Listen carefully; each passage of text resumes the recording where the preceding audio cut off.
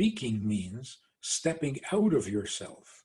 But stepping out of yourself doesn't mean being detached from yourself. It means giving a piece of yourself to someone else. It doesn't have to be extremely profound, but something has to be communicated about you.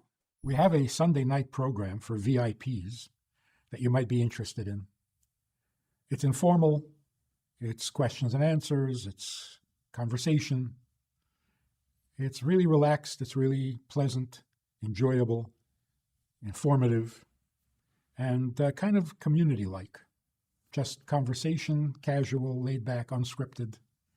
So join us, take a look, click the link below and see which of the three suits you best, and join us for some enjoyable conversation. We're learning about this thing called tsaras, which we translate as leprosy. But the leprosy that we're aware of today is not the same at all as the leprosy that the Torah is talking about. This leprosy came as punishment for bad talk, lashon hara. But the Rebbe asks the obvious question. Miriam got leprosy because she spoke badly of Moshe Rabbeinu, her brother. The Rebbe asks, if Miriam, who was a tzaddik, and didn't say anything terrible about her brother, in fact, she was right, and even God himself agreed with her that she's right, just that Moshe was an exception. And Moshe took no offense because Moshe was the most humble person on earth. So if she gets leprosy for what she said, which was so innocent, relatively, why don't people today get leprosy for all the lashon hara that is real, malicious lashon hara, and they don't get leprosy? So the Rebbe says this is obviously a different kind of leprosy. It's a different kind of lashon hara. There is lashon hara that is harmful to the person you're speaking of. It's also harmful to you, and it's harmful to the person who's listening. But it is damaging human beings. There's another lashon hara where it's not anyone getting damaged or hurt or insulted or offended. It's doing something bad, not to the person you're speaking of, but to the faculty of speech. Any function, any talent, any human ability that is abused is bad. You corrupt a God-given gift by abusing it. That's lashon hara.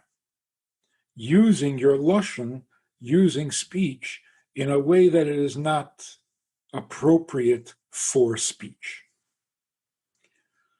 So you try to use a butter knife as a screwdriver, you know you're going to cause some damage to the knife. So there's a certain kind of talking, a certain kind of speech that is offensive to speech itself. The Rebbe would say many times, after speaking to somebody, he would say, I hope you're not going to cause me to have spoken dvarim betelin. Idle talk. What's idle talk? Talk that doesn't bring results. So after speaking to somebody, the Rebbe would say, don't cause me to have spoken idle talk by not following through and by not doing what we talked about. Because just talk is idle, which means something like this. Talking is not just making words and sounds with your mouth. Speech means communication. That's what speech was created for. That's its job. That's its function. To communicate. The first result of communication is closeness. When you communicate with someone, you feel closer to them. Because in communicating, you share something of yourself. If you're just speaking math, two mathematicians discussing math, that's not necessarily communication. Because they both happen to enjoy math and they share it with each other, it is a shared pleasure, so it can bring them together. But just the subject itself does not express the speaker and does not bring him any closer to the listener. So what is the essence of speech? The essence of speech is communicating something about yourself.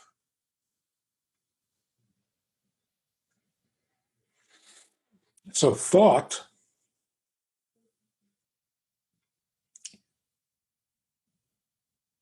is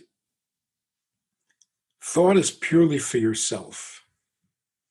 It's not communication.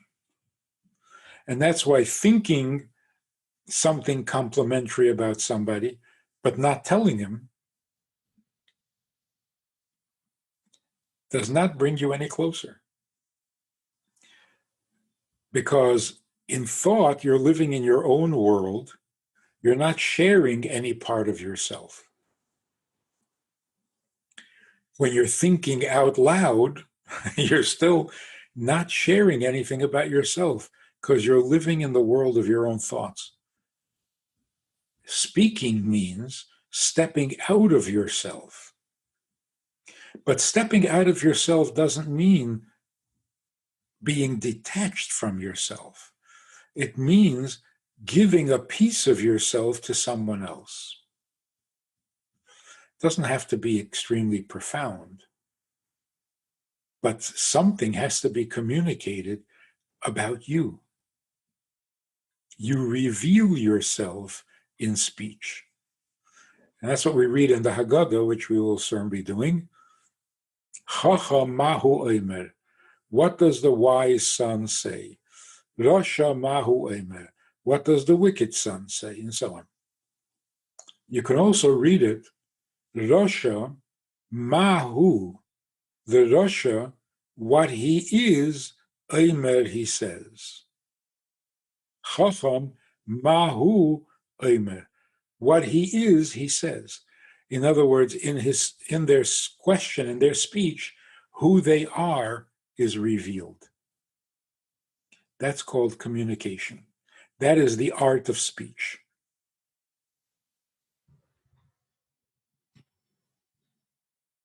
I'm not familiar with the world of animals, but the difference between animal communication and human communication is that animals can communicate facts. I'm hungry, I'm angry. But just the fact. It's not personal sharing who I am. Only a human being has this capacity to reveal himself in words. So if you use speech that does not communicate, then you're abusing this talent, corrupting it, or whatever word you want to use. So Lashon Hara can be bad for the subject of your conversation, who you're talking about, or it can be bad for the speech itself. By very special people, like Miriam, using words inappropriately is considered a great failing. For average people, this is not a sin. So two things. First of all, we don't get leprosy today because the lashon hara that brings leprosy is only objectionable in people who are on that level, where everything they say is purposeful and meaningful and meant to produce results. Um, the average person, if he speaks and doesn't produce results or doesn't really express himself, that would not be considered a sin or a failing and doesn't deserve any kind of punishment. Secondly, it's not a punishment, really. Can't say Miriam was punished. It's actually like a hypersensitivity or a gift from above. When your words are starting to fail in their effect or in their communication, from heaven, the person is given a sign or a reminder that the speech is not happy with how it's being used. And that's where the leprosy came. Today, we don't deserve that kind of sign from heaven.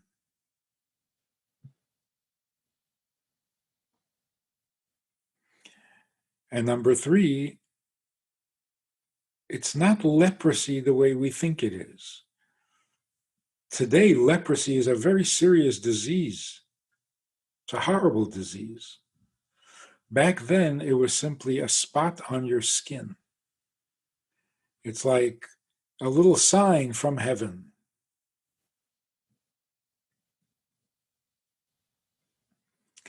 And I was wondering, is there a similar abuse of actions or of thought or of emotions? Is there some kind of a sign that special people get from heaven if they're using their thoughts inappropriately?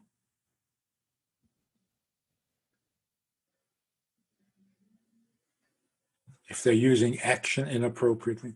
In other words, even if the act is not an act of a sin, it's a purely innocent act, but it is not what actions are supposed to be for, just like when you speak and not accomplish anything.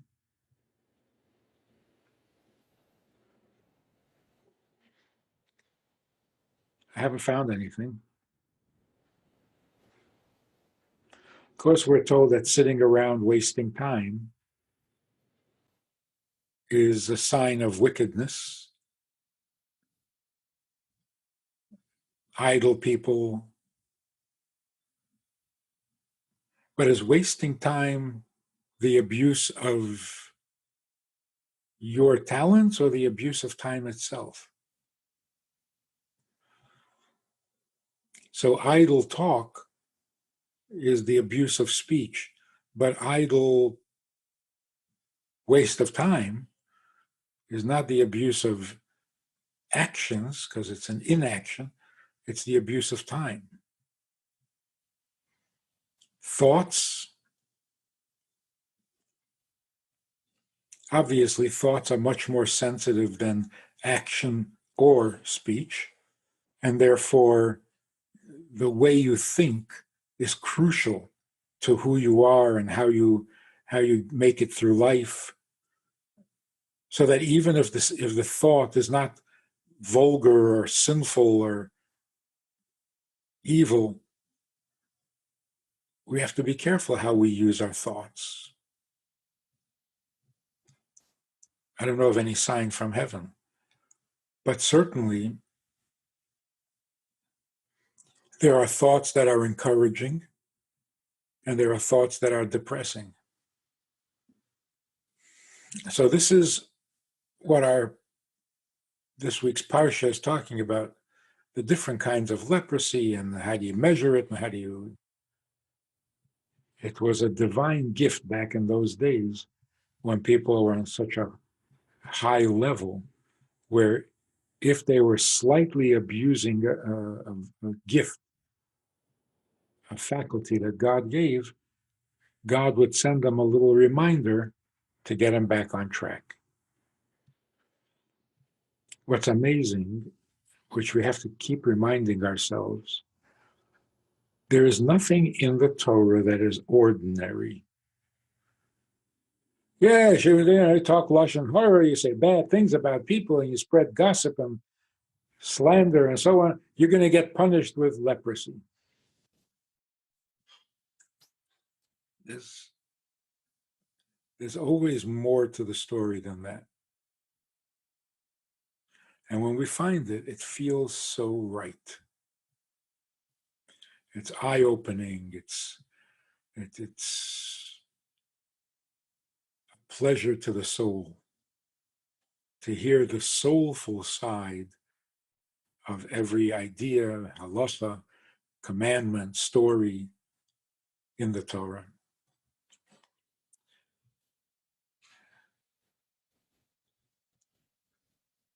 That's why we didn't really appreciate what Torah was until we started learning Chassidus. We were 16, and our teacher opened our eyes to what Torah really is. And whoa, that's a completely different experience. And today, people who are not members of the Chabad community or family who have other customs, other lifestyles in Judaism, and they're discovering Hasidus, Chabad Hasidus. Tanya, the Rebbe's talks, Sichos, it's like oxygen. They didn't realize how starved they were for oxygen in their Yiddishkeit, in their observance, and their strict observance. But it was like working and not breathing. And this brought oxygen into their observance, into their mitzvahs, into their study of Torah. And it's a pleasure to see how enthusiastic they are and how excited they're getting. Until recently, somebody said to me, and I think this is really good news. He was quoting Tanya to me. And I said to him, you keep this up, you're going to become a Lubavitcher. You're going to become Chabad. And he says, don't you realize what's going on? In a few years, Tanya will no longer belong to Chabad. It'll belong to everyone. That was nice to hear. Because that was the original intention of the Tanya. This was not meant for a certain group or for a certain location or geographic location in Russia or in Europe or wherever Chabad people settled. This was the inner dimension of the Torah, which is everyone's property and inheritance. And so when it's starting to catch on that way, and people are saying, it's our Torah, not yours, that's what we were waiting to hear. And the spreading of Chassidus, the Hafotzas Hamayanes, the Mashiach told the Baal Shem Tov that he will arrive, he will come and be revealed when the Baal Shem Tov's teachings are spread to the outside. Now, what does it mean, spread to the outside? Heard of? There are Jews all over the world who will know that certain people study the teachings of the Baal Shem Tov. That's not actually spread. The spread outside means to belong to everyone beyond the confines of Chabad community. So now that we've been successful with that, the Baal Shem Tov's teachings have spread and continue to spread to where others are now owning it. This is our Torah. Now Mashiach can certainly come. We have fulfilled his condition.